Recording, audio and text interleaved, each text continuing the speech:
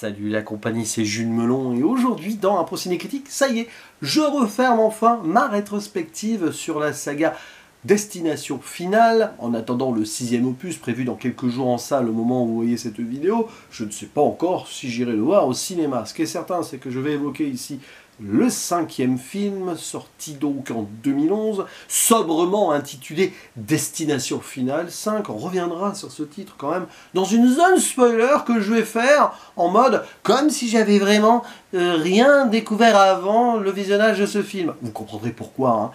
À la réalisation, nous avons Stephen Quayle, qui était un ami, peut-être il l'est encore, de James Cameron. En tout cas, il a été assistant réalisateur sur Titanic et Avatar, excusez du peu. Ça ne se voit pas du tout ici. Alors peut-être sur l'utilisation de la 3D, je ne sais pas, je ne l'ai pas vu dans ces conditions. À l'écriture, aussi un petit nouveau, parce que en fait, les gens qui se sont partagés les opus précédents, ils ne reviennent pas. Là, c'est Eric Heisserer qui avait piloté le remake de Freddy l'année d'avant, et qui écrira pour Denis Villeneuve, Premier Contact. Là aussi, absolument rien à voir, mais c'est amusant tout cela. Au casting, comme souvent, jeunes acteurs et actrices qu'on ne connaît pas forcément, qu'on a vu surtout dans des séries, mais peut-être un peu plus âgés ici que sur les opus d'avant, puisque ce ne sont plus forcément des universitaires ou adolescents ou très jeunes adultes. Là, ils ont entre 25 et 30, ça se sent, enfin, ça dépend. Ils sont dans le domaine du travail. Nous avons Nicolas D'Agosto, qu'on avait vu dans la série Heroes à ses côtés, Emma Bell, Miles Fisher, PJ Byrne.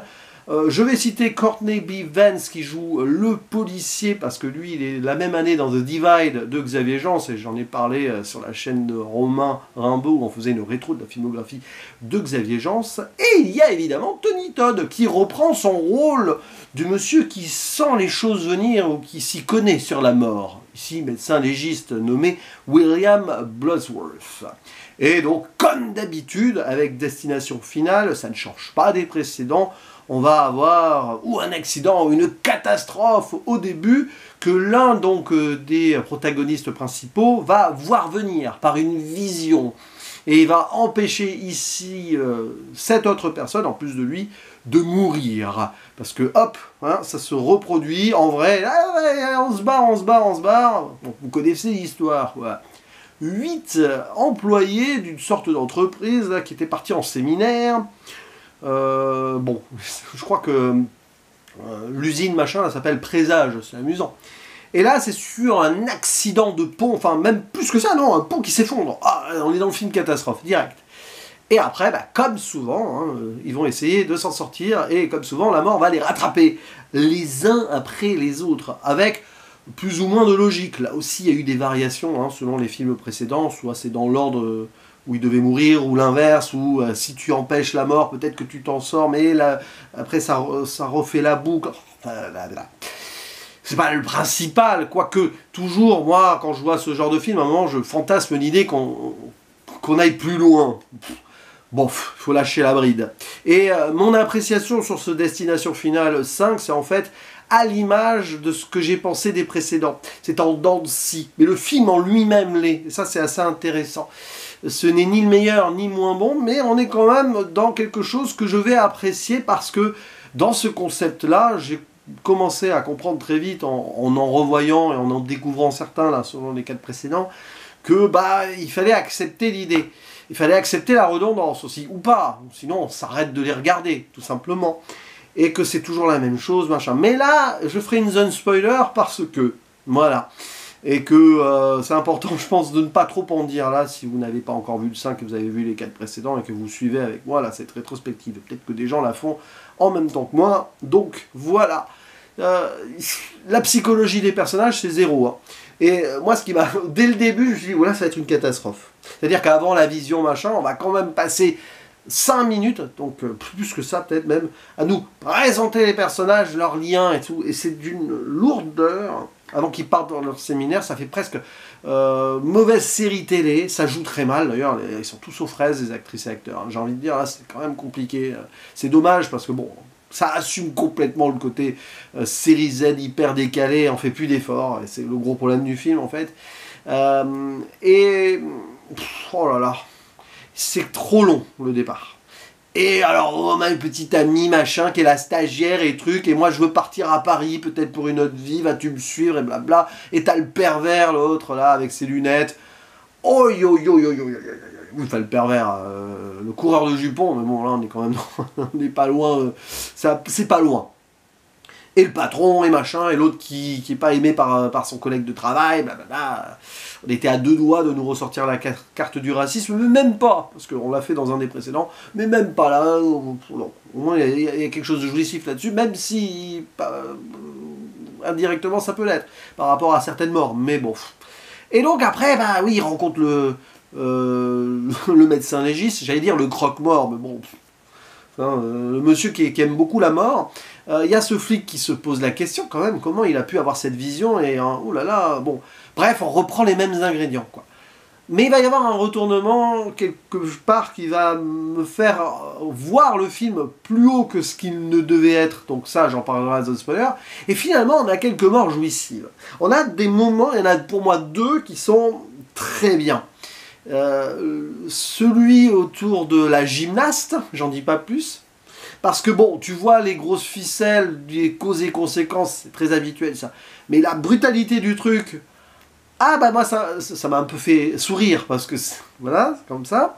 Et puis bah la scène du salon de massage, où tu te dis, bah bien fait pour ta gueule, voilà, je vais pas aller dans les détails, bon, ça prend trop son temps aussi, ça prend son temps, mais bon, c'est comme ça.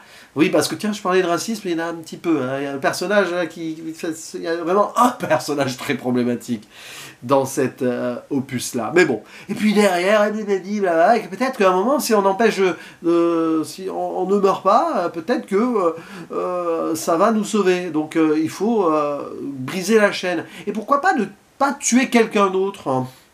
Et là, je me suis dit, on tient quelque chose. Voilà, on tient quelque chose. Est-ce que ça va au bout de son truc ? J'y viendrai dans la zone spoiler. Pour le reste, rien à dire de plus. Hein. C'est pas réalisé de façon très intense. Parfois même c'est un peu château branlant au niveau position de caméra, etc. Mais la scène du pont est par contre très bien. Mais c'est dans cette droite lignée des précédents. C'est-à-dire qu'on a des grosses scènes d'ouverture. Mais là, c'est pas vraiment l'ouverture. C'est presque un peu après l'ouverture. Et pour le reste, la musique oubliable, 3D, je ne sais pas ce que ça vaut, parce que je n'ai pas vu en 3D. CGI, c'est discutable sur certains points, voilà. Mais au moins on rigole avec un peu de viandasse et tout, avec des yeux qui sortent.